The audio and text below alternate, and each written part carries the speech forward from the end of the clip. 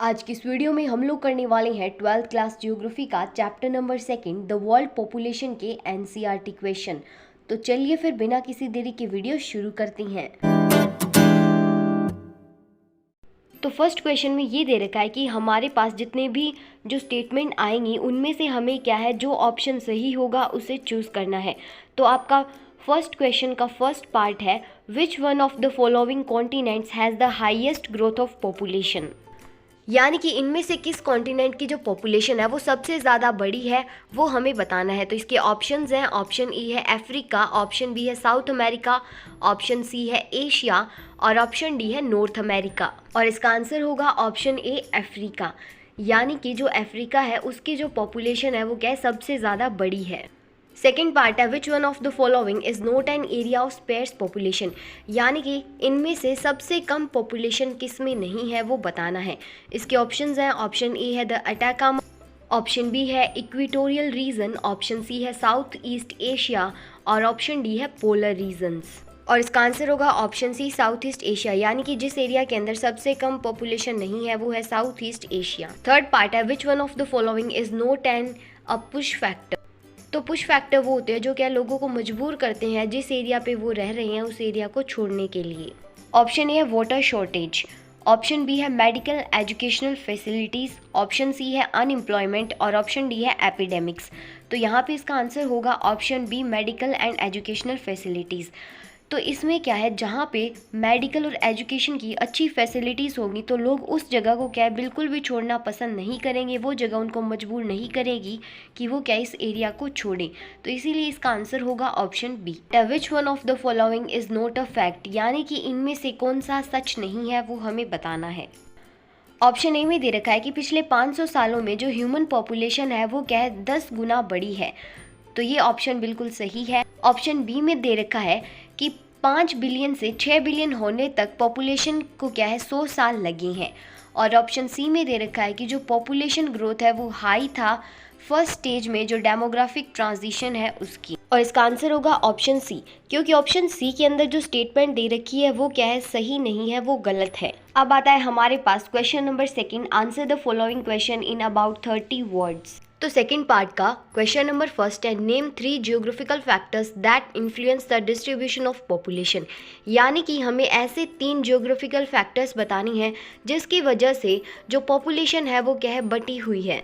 तो इसका आंसर देखते हैं। पहला पॉइंट है अवेलेबिलिटी ऑफ वाटर। तो जो पानी है ना वो क्या है मोस्ट इम्पोर्टेंट फैक्टर है लाइफ का। जो लोग हैं वहाँ पर रहना ज़्यादा पसंद करते हैं जहाँ पे क्या है जो साफ़ पानी, फ्रेश पानी मिलता हो। और जो पानी है वो क्या है बहुत ज़्यादा ज़रूरी है एग्रीकल्चर के लिए, और साथ ही साथ हम जो दिन प्रतिदिन काम करते हैं उसके लिए भी पानी क्या है बहुत ही ज़्यादा इम्पोर्टेंट है। सेकंड पॉइंट है लैंड फॉर्म्स। तो लोग क्या है ऐसी जगह पर रहना ज़्यादा पसंद करते हैं जहाँ पे क्या है फ्लैट प्लेन्स हो, यानी कि जहाँ पर समतल भूमि हो, कोई उबड़ खाबड़ जगह ना हो। क्योंकि जो फ्लैट प्लेन्स होती है ना वहाँ पे जो क्रॉप्स है उनका भी प्रोडक्शन हो जाता है। आपने देखा होगा कि पहाड़ों के अंदर इतना ज़्यादा क्रॉप का प्रोडक्शन नहीं होता जितना कि जो फ्लैट प्लेन्स है उनमें होता है। और साथ ही क्या है रोड्स और इंडस्ट्रीज़ बनाने के लिए भी जो प्लेन्स होती हैं वो क्या है बेस्ट रहती हैं। थर्ड जियोग्राफिकल फैक्टर है हमारा क्लाइमेट। लोग है ना ऐसे एरियाज़ में रहना पसंद नहीं करते जहाँ पे क्या है एक्सट्रीम क्लाइमेटिक कंडीशन हो, यानी कि जहाँ का टेम्परेचर क्या है फिक्स ना हो, बदलता रहता हो और बहुत ज़्यादा या तो हाई टेम्परेचर हो या तो लो। ऐसे एरिया में रहना बिल्कुल पसंद नहीं करते। और लोग ऐसे एरिया में रहना पसंद करते हैं जहाँ पे क्या है एडुकेट रेनफॉल हो, यानी कि जहाँ पे पर्याप्त मात्रा में रेनफॉल हो, जितना हमें ज़रूरत है बस उतना ही रेनफॉल हो। नेक्स्ट क्वेश्चन है, there are a number of areas of high population density in the world, why does this happen. तो यहाँ पर हमें पूछ रखा है कि वर्ल्ड के अंदर ऐसे बहुत सारे एरियाज़ हैं जहाँ पे जो पॉपुलेशन डेंसिटी है वो बहुत ज़्यादा हाई है। तो ये ऐसा हाई डेंसिटी क्यों है वो हमें बताना है। और पॉपुलेशन डेंसिटी का मतलब होता है कि पर स्क्वायर किलोमीटर में कितने लोग रहते हैं। तो इसका आंसर देखते हैं। तो जो हाई पॉपुलेशन डेंसिटी है पूरे वर्ल्ड के अंदर उसका एक या बहुत सारे फैक्टर्स हो सकती हैं जिसकी वजह से जो सेटलमेंट है पॉपुलेशन की वो बहुत ज़्यादा हाई है। जहाँ पर लोगों को क्या है अपने रहने के लिए फेवरेबल कंडीशन मिल जाती है वो वहाँ पर रहने लगते हैं और वहाँ पर क्या है सेटल होने लगते हैं। और जैसे जैसे टाइम बीतता जाता है तो जो ग्रोथ है पॉपुलेशन की उस एरिया के अंदर और ज़्यादा बढ़ती जाती है और इस तरह के जो एरिया है वो क्या है बहुत ज़्यादा पॉपुलेशन डेंसिटी में कन्वर्ट होने लगती हैं।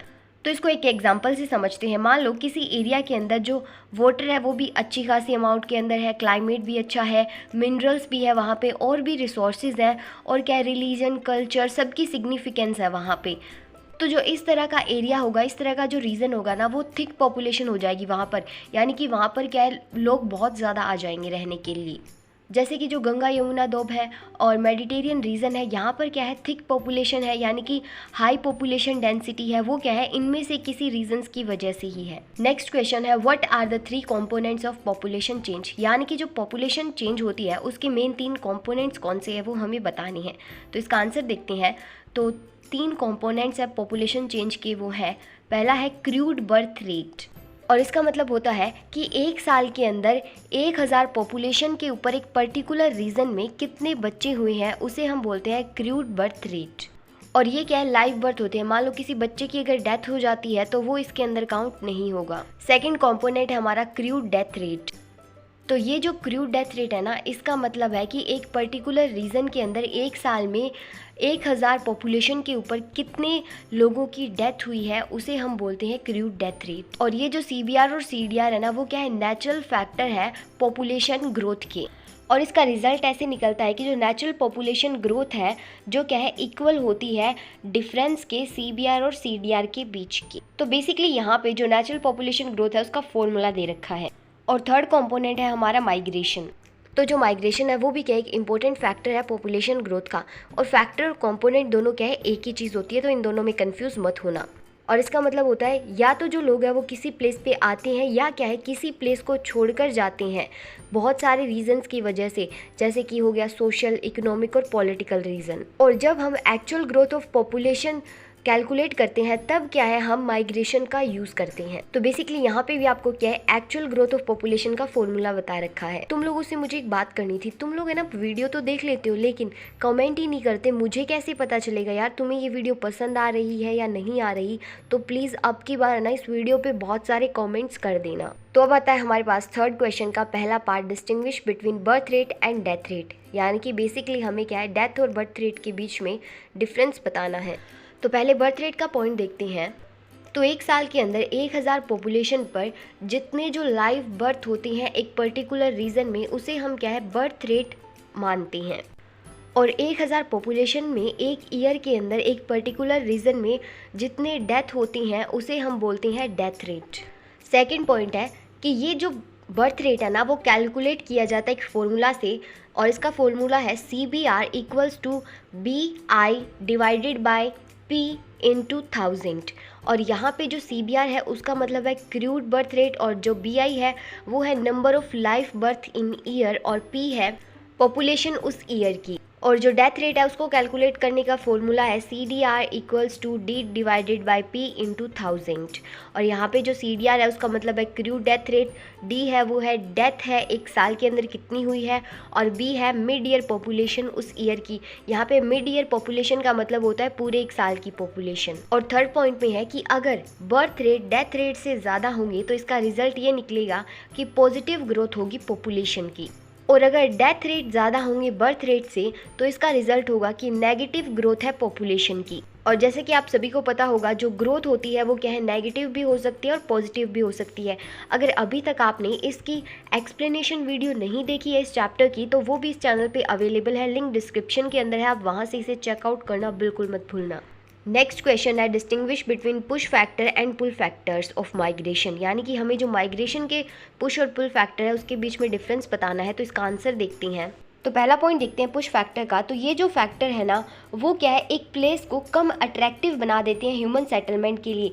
यानी कि पुश फैक्टर क्या है, एक इंसान को फोर्स करते हैं वो जगह छोड़ने के लिए। और वहीं पर जो पुल फैक्टर है वो क्या, एक प्लेस को बहुत ज़्यादा अट्रैक्टिव बना देती हैं, जिस वजह से जो लोग हैं वो वहाँ पर जाकर रहने लगते हैं। पुश फैक्टर का सेकेंड पॉइंट है कि ये जो फैक्टर है ना, वो क्या है, फोर्स करते हैं लोगों को कि वो क्या है, मूव आउट करें, यानी कि वो क्या है, आउट माइग्रेशन करें, उस जगह को छोड़कर जाएं। और इस वजह से वहाँ पे लोगों को क्या है, इमिग्रेशन फेस करने को मिलती है। और वहीं पर जो पुल फैक्टर है वो क्या है, लोगों को फोर्स नहीं करते लेकिन लोगों को अट्रैक्ट करते हैं कि लोग वहाँ पर आके रहें। इस वजह से वहाँ के जो लोग हैं वो क्या है, इमाइग्रेशन करती हैं, यानी कि वहाँ पर जाकर रहने लगती हैं उस प्लेस पर। अब हम पुश फैक्टर का एग्जांपल देखते हैं, जैसे कि अनएम्प्लॉयमेंट होगी, वो क्या फोर्स करेगी लोगों को उस जगह को छोड़ने के लिए।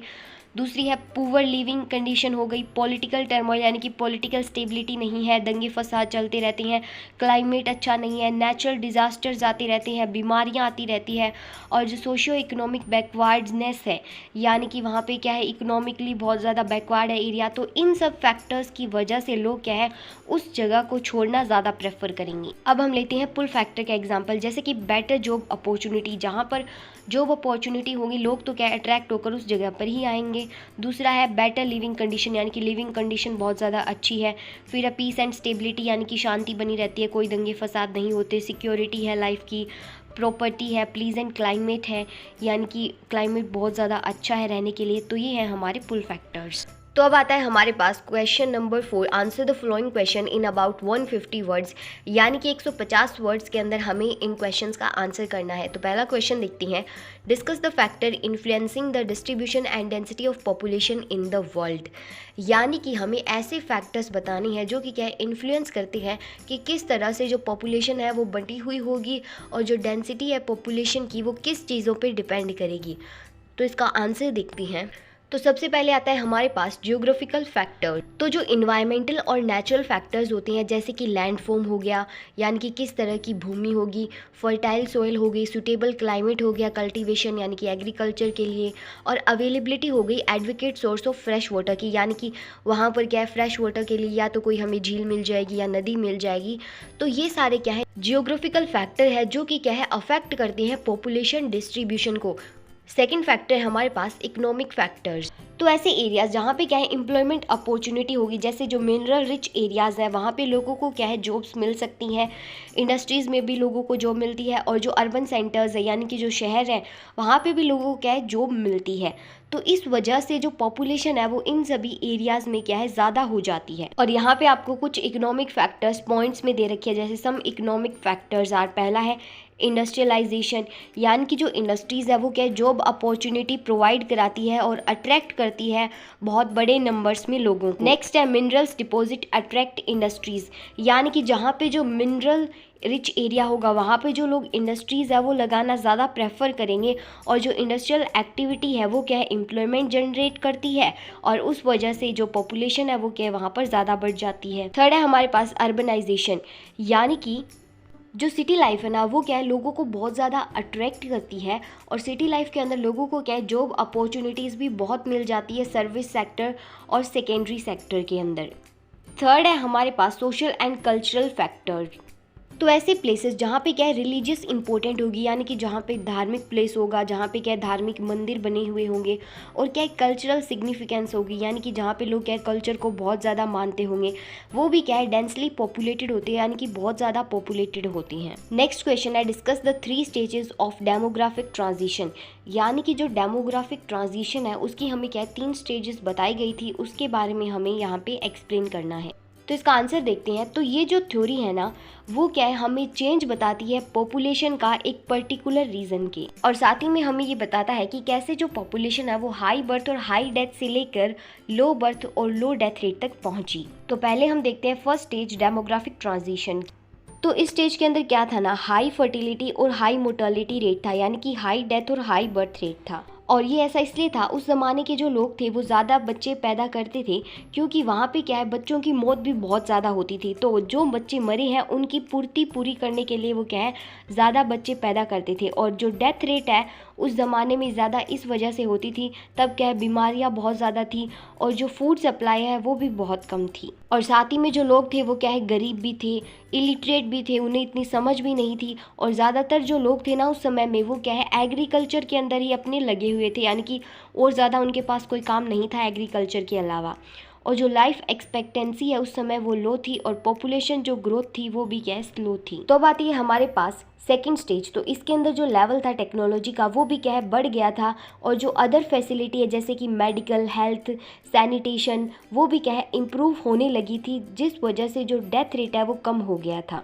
लेकिन जो फर्टिलिटी रेट था यानी कि जो बर्थ रेट था वो क्या है हाई ही रहा था। यानी कि इस सेकंड स्टेज के अंदर क्या हुआ, जो बर्थ रेट है वो तो हाई रहा, लेकिन जो डेथ रेट है वो क्या है, कम हो गया। और इस वजह से क्या हुआ, जो पॉपुलेशन है वो भी क्या है, बहुत ज़्यादा बढ़ गई थी।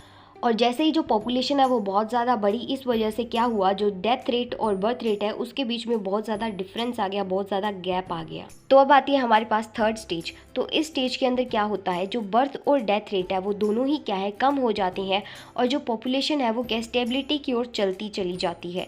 यानी कि जो ना तो पॉपुलेशन है वो ज़्यादा बढ़ती है और ना ही जो पॉपुलेशन है वो कम होती है, एक स्टेबिलिटी आने की शुरुआत हो जाती है।